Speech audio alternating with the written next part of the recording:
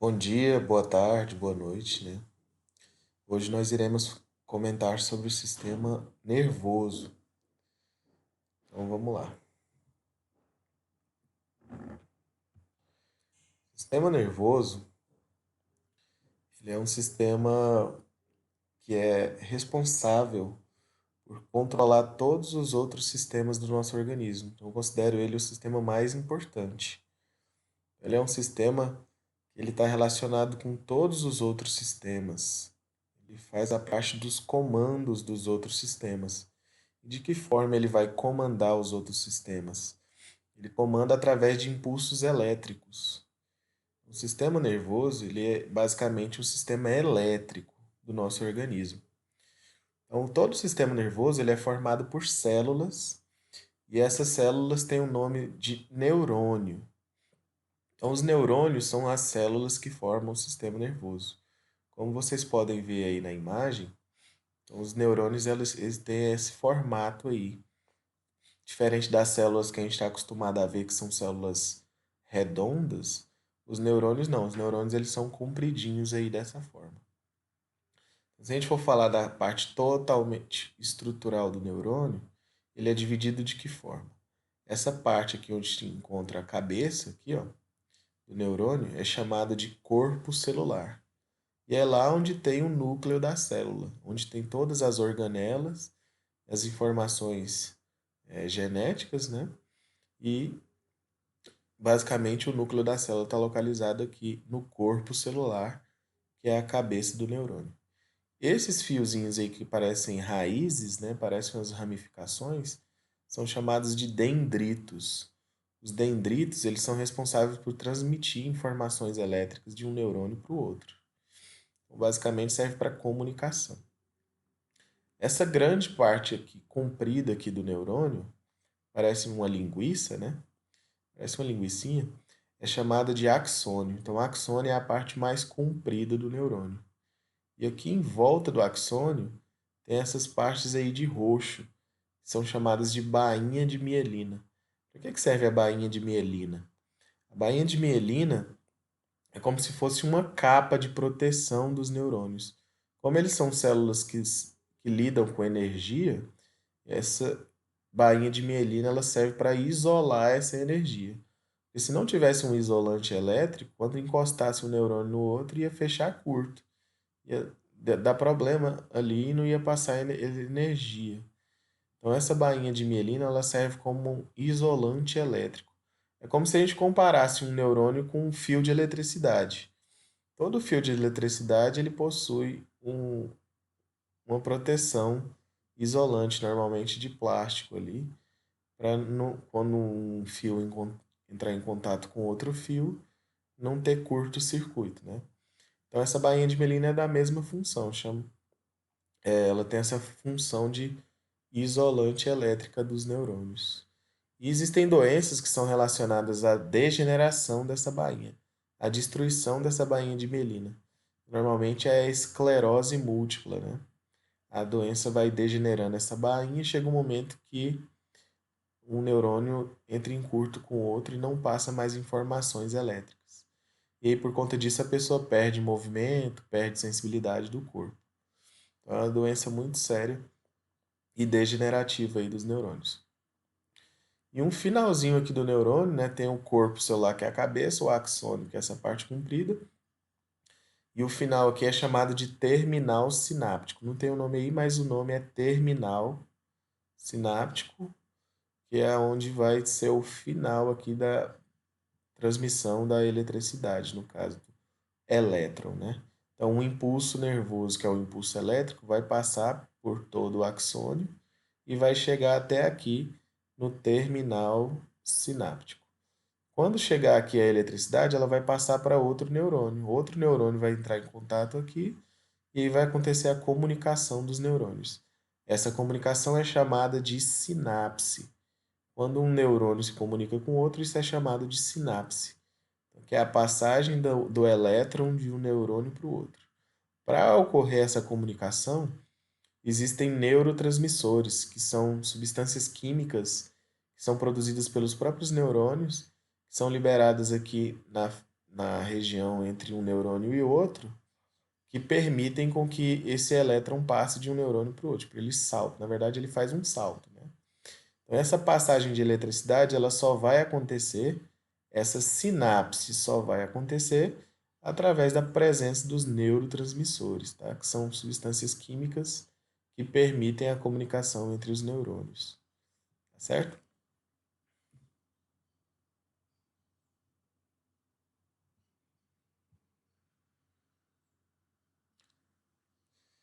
Bom, aqui nessa outra imagem, a gente comenta sobre a parte de proteção, a parte de proteção dos nosso sistema nervoso central. Então, o nosso sistema nervoso, ele é dividido em duas partes, em sistema nervoso central e periférico. E aí, neste caso aqui, o sistema nervoso central, que é o que está no centro, por exemplo, o cérebro, ele é protegido por duas partes, né? Ele é protegido por ossos, que é os ossos do esqueleto axial, no caso aqui os ossos da cavidade craniana. Se vocês repararem, foi feito um corte aqui, ó, para a gente poder visualizar. Então aqui tem os ossos da cavidade craniana que protegem o nosso sistema nervoso central, que é o cérebro. E aí, no caso, a coluna vertebral. A coluna vertebral vai proteger a medula espinhal. Então, protegendo a medula espinhal, porque são órgãos bastante sensíveis, né? Então, por serem órgãos sensíveis, eles precisam de proteção óssea. Então, são os ossos do esqueleto axial, que é o crânio e a coluna vertebral, que vão proteger o sistema nervoso central. A outra proteção aí do nosso sistema nervoso central são as meninges. Então, o que são meninges? Meninges são membranas que envolvem todo o sistema nervoso central e servem para proteção do nosso sistema nervoso central. Essas meninges, elas são divididas em três, tá? Existe a dura mater, que é a meninge aqui na cor de lilás, né? A meninge mais espessa, então por isso ela tem esse nome de dura mater. E é a meninge mais externa. Depois no meio nós temos a aracnoide, que é essa que parece uma teiazinha de aranha aqui, ó, pessoal. E embaixo a mais interna é a pia mater. Então as meninges são divididas em dura mater, aracnoide e pia mater. São essas as três meninges que envolvem o sistema nervoso central. Quando a pessoa fala que tem meningite, é uma inflamação das meninges. Quando as meninges estão inflamadas, é porque a pessoa está com meningite. Provavelmente por conta de alguma bactéria ou algum vírus. E só existem essas duas. Então, ocorreu a inflamação aqui das meninges, essa pessoa terá a meningite. Tá certo? Outra coisa também que eu queria comentar aqui é que entre essas meninges existem espaços. Por exemplo, entre o crânio e a dura mater é um espaço chamado de espaço epidural. E por que eu estou comentando desses espaços? Normalmente, quando a pessoa sofre algum traumatismo craniano, por exemplo, pode ocorrer algum tipo de hemorragia. E aí essas hemorragias, que são derramamentos de sangue, elas ficam nesses espaços. Então, o espaço epidural é o espaço entre o crânio e a dura mater. Entre a dura mater e a aracnoide é o espaço subdural. O espaço subdural fica entre a dura mater e a aracnoide. E entre a aracnoide e a pia mater existe o espaço subaracnoide, que é o espaço mais próximo que a gente tem aqui do cérebro. Então, quando se fala que uma pessoa teve uma hemorragia no espaço subaracnoide, significa que é um espaço muito perigoso e tem grande chance da pessoa não sobreviver por conta disso. Dependendo do espaço que tiver derrame de sangue, é muito perigoso. Nesse espaço subaracnoide, existe um líquido que é chamado de líquor ou líquido cefalorraquidiano. Esse líquido ele envolve todo o sistema nervoso central. Então, é um líquido que envolve o sistema nervoso central, ele fica aí no espaço subaracnoide. E esse é um líquido que serve para quê? Ele serve para uma proteção mecânica, porque o cérebro ele fica solto aqui dentro da cavidade craniana. Quando ele está balançando, ele está batendo ali dentro, né? Então esse líquido ele serve para amortecer os impactos ali dentro. E esse líquido também tem sais minerais, que são substâncias que vão estar levando nutrientes aí para o sistema nervoso central. Então ele serve para nutrir o nosso cérebro e a nossa medula espinhal e também serve para proteção. Quando a pessoa está com suspeita de meningite, por exemplo, é feita uma punção, é chamada de punção lombar, que é quando enfia uma agulha entre as vértebras lombares ali e extrai esse líquido para poder fazer uma biópsia para saber se a pessoa tem ou não meningite. Esse líquido ele está localizado nessa região, tá certo? Depois aí nós temos uma imagem do encéfalo, né? Toda essa parte que vocês estão vendo aí colorida, gente, é o encéfalo. Então, normalmente a gente fala que é o cérebro, mas o cérebro é só essa parte colorida, tá? O conjunto do cérebro, cerebelo e tronco encefálico, todos esses três órgãos aí são chamados de encéfalo. Então, aqui no cérebro, a gente está vendo essa parte toda colorida, o cérebro ele é dividido por regiões. Essas regiões cerebrais, né, esses pedaços, são chamados de lobos cerebrais. Então, cada lobo cerebral ele tem um papel fundamental aí de controle no nosso organismo. Normalmente, esses lobos eles têm os mesmos nomes dos ossos do crânio. Então, esse lobo cinza aqui, por estar em contato com o osso frontal, ele é chamado de lobo frontal. Então, para que serve o lobo frontal, que é essa parte cinza? Ele vai controlar os pensamentos e as emoções. Então, sempre quando a gente está pensando em algo, é essa região aqui que está funcionando. O outro lobo amarelo, que no caso, lobo parietal, ele controla a interpretação. Então, quando a gente está lendo e interpretando algum texto, é aqui que está funcionando. Diz Rosa que o lobo temporal controla a audição. Quando a gente está ouvindo, é essa parte que está sendo interpretada. E o verdinho aqui atrás, encostado no osso occipital, o lobo occipital, controla a nossa visão. Então, por exemplo, é estranho, né? A visão ser controlada aqui. Mas do olho, por exemplo, se o olho está aqui, vai passar um nervo e esse nervo vai levar todas as informações que a gente vê para elas serem interpretadas aqui no lobo occipital. E qualquer lesão que a gente tiver nessas regiões do cérebro, a gente vai perder essas funções. Se, por exemplo, levar uma pancada aqui, tiver uma hemorragia e uma necrose nessa região e tiver que arrancar um pedaço do lobo occipital, provavelmente a pessoa irá perder a sua visão, tá certo? Nós temos aqui o cerebelo. O cerebelo é uma região do nosso encéfalo que controla o nosso equilíbrio. Então, quando a gente está em equilíbrio, é aqui que está sendo controlado.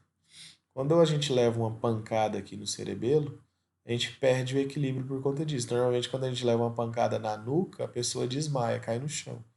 Ela perde o equilíbrio. E normalmente, quando a gente está bebendo bebida alcoólica, a gente interfere nas funções do cerebelo. Por isso que a gente fica tonto, né, daquela forma lá quando está bêbado. Por conta disso. Muda as funções aqui do cerebelo. Outra coisa também que o cerebelo controla é a nossa forma de se situar no espaço, para a gente saber a nossa visão periférica e a gente se situar no espaço, para saber o que está à nossa volta, né? Onde nós estamos, onde a gente está se localizando no tempo e no espaço.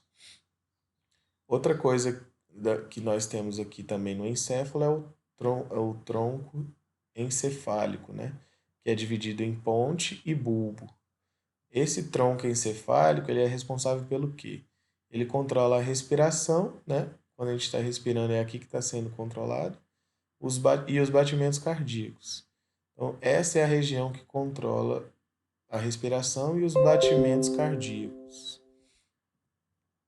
Existe um outro lobo também, gente, que é o lobo que fica dentro aqui do cérebro, normalmente chamado de lobo da ínsula, né? Então tá aí o lobo da ínsula, ele fica dentro do nosso cérebro. E para que serve esse lobo insular, né? Ou lobo da ínsula? Ele, além de estar controlando as nossas funções de emoção, né, nossas emoções, ele também está relacionado com o sistema límbico. O que é o sistema límbico? É o sistema de aprendizado e o sistema de a gente estar memorizando, né, onde a gente armazena a nossa memória. Então, o aprendizado, a memória e as emoções, elas são controladas aqui nessa região do nosso cérebro. Fica lá dentro, bem no centro do nosso cérebro, que é onde está localizado aí na imagem o lobo insular ou lobo da ínsula, tá certo? Outra região do nosso cérebro que é importante destacar é essas regiões de verde e de amarelo aí. Essa região de verde, cada dobrinha dessa do nosso cérebro, gente, é chamada de giro, tá? Então, toda dobrinha dessa é um giro. Cada giro tem um nome. Então, cada giro tendo um nome, esse giro é responsável por algum comando cerebral, algum comando no nosso corpo. No caso, os dois muito famosos e importantes são esses dois aqui. O verdinho é chamado de giro pós-central e o vermelhinho é chamado de giro pré-central. Para que serve esses dois? Na verdade, o giro pós-central, verdinho, é o giro responsável por receber as informações sensitivas do nosso corpo. Qualquer sensibilidade que a gente tiver no corpo é recebida aqui no giro pós-central. Então, por exemplo, quando a gente sente dor, é aqui que é recebida essa informação de dor. Então, um nervo sensitivo, ele vai levar essa informação até essa região aqui. Já o giro vermelho aqui é o giro pré-central. Ele é um giro motor, tá certo?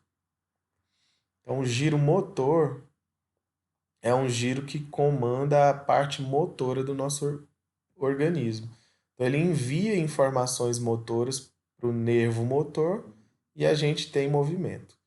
Um exemplo aí que eu posso estar dando para vocês é quando a gente queima o dedo no fogo. Quando você coloca o dedo no fogo, o que acontece? Você vai sentir dor e vai tirar o dedo do fogo, com um ato chamado de ato reflexo. O que acontece no ato reflexo?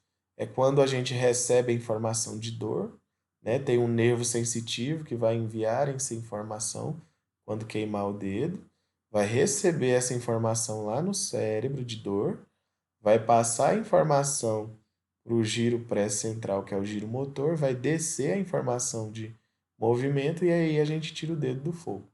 Então, quando passa do pós-central para o pré-central, isso é chamado de ato reflexo, que é um momento que a gente tem aquele movimento, né, de defesa.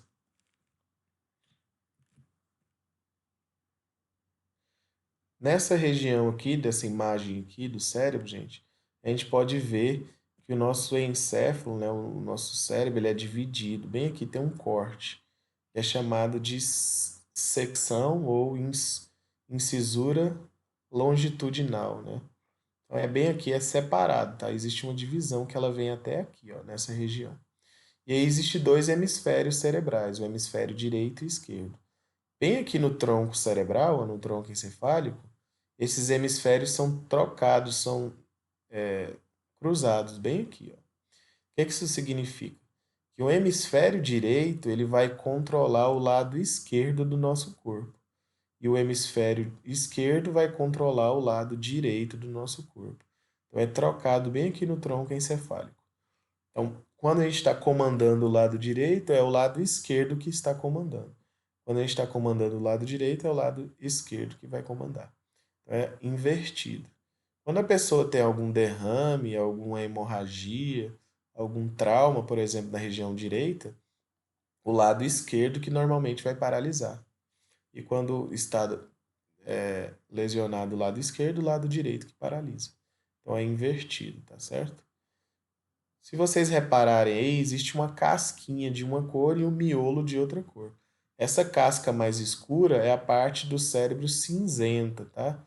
Quando a gente fala a parte cinzenta do cérebro, é a casquinha aí do cérebro. Por que tem essa cor cinza? Porque ele é feito de cabeça de neurônios, é feito do corpo celular lá do neurônio. E essa parte mais branca, mais clara, que é o miolo, é feita de axônios, né, que é aquela parte mais compridinha do neurônio. Então tem essa diferença de cor. É a parte cinzenta e a parte branca do cérebro. Tem essas duas cores aí. E no finalzinho aqui, gente, do slide, nós temos o sistema nervoso autônomo. O que seria o sistema nervoso autônomo? É um sistema que está controlando o nosso organismo sem que a gente perceba. Então ele está acontecendo independente da nossa vontade e sem que a gente perceba.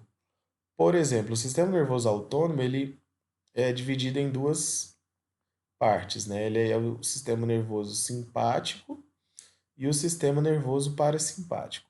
O que isso significa? Esses dois eles sempre estão acontecendo no nosso organismo durante a nossa vida. Quando o sistema simpático ele é ativado, eu costumo comparar com o quê? Que é o sistema de luta e fuga, o sistema de defesa que a gente tem. Quando a gente, por exemplo, está em apuros, está em uma situação em que a gente está atento ali naquele total medo, por exemplo, ele é ativado. Então eu costumo comparar com um sistema que a gente está de frente para uma onça. Então imagine você que esteja no meio do mato de frente para uma onça. Você entrou em contato ali com aquele animal, o sistema simpático vai ser ativado. O que vai acontecer ali quando você entrar em contato com aquele animal, com a onça, né? O que vai acontecer? No caso no seu olho ali, a sua pupila ela vai se dilatar. Por que acontece a dilatação da pupila? Para a gente poder enxergar melhor a onça ali. Naquele momento de medo, você tem que enxergar melhor aquela situação. Então, sua pupila dilata sem que você perceba. A boca, o que acontece na boca? A saliva ela vai ser inibida. Então, quando você tem medo, sua boca fica seca. Tudo isso vai acontecendo sem que a gente perceba, né? Mas todo mundo sabe que a boca fica seca quando você está com medo, né? Depois, o pulmão vai acontecer um relaxamento dos brônquios. Então, a pessoa vai respirar melhor ali. Respirando melhor para quê? Para captar mais oxigênio. Para que a pessoa precisa de mais oxigênio? Para sair correndo da onça, né?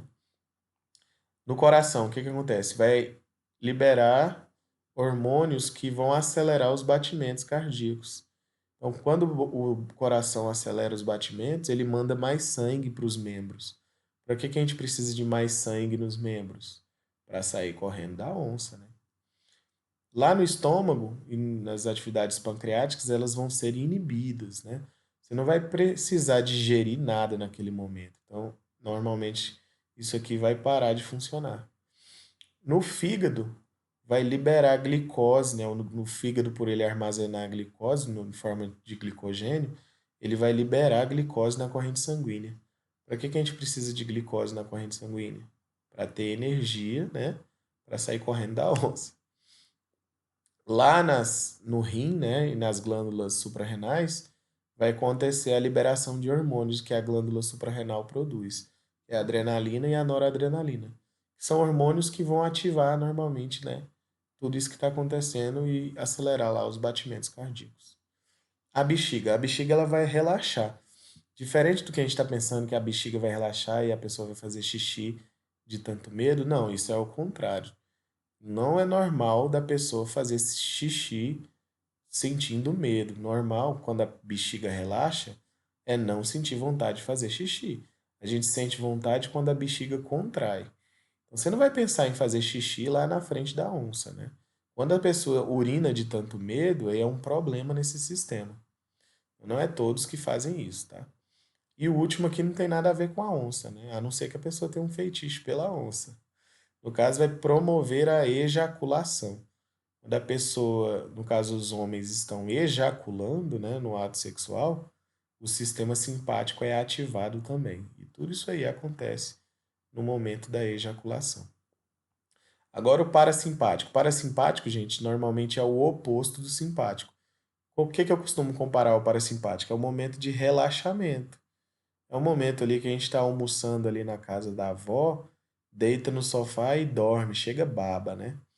O que acontece? O parasimpático ele relaxa o nosso organismo. Então, no caso, as pupilas elas vão se contrair. A gente não vai precisar enxergar melhor naquele momento. Por isso que dá sono, a visão fica embaçada, né? Na boca vai estimular a salivação no momento que a gente está almoçando para poder engolir o alimento, né? E muitas vezes no momento de relaxamento, que a pessoa está deitada lá no sofá, ela chega baba, né? Então estimula a salivação. O coração ele vai relaxar os batimentos, você não vai precisar mandar muito sangue para os membros, até porque o sangue vai estar todo ali no sistema digestório para acontecer as absorções do que a pessoa comeu. Os brônquios vão ser contraídos, né? Você não precisa de uma grande quantidade de oxigênio, então os brônquios contraem. Vai estimular as atividades estomacais e pancreáticas, né? Para digerir o que comeu. E estimular a vesícula biliar, né? A liberar bile lá no duodeno para digerir as gorduras. Na bexiga, vai contrair a bexiga, no caso, né? Aí sim a pessoa vai sentir vontade de ir ao banheiro, de fazer xixi. E o último aqui, que não tem muita relação do que a gente está falando, que é a ereção. O homem só vai ter ereção se ele tiver parasimpático, né? Se ele tiver relaxado. É no momento de relaxamento que o homem consegue ter ereção. Se ele tiver muito nervoso ali com o momento, ele não vai conseguir ter ereção. Então, ele precisa estar relaxado para ter ereção. Então é isso aí, gente. Tudo o que acontece no sistema nervoso autônomo, que é dividido em simpático e parasimpático, tá certo? Bons estudos para vocês.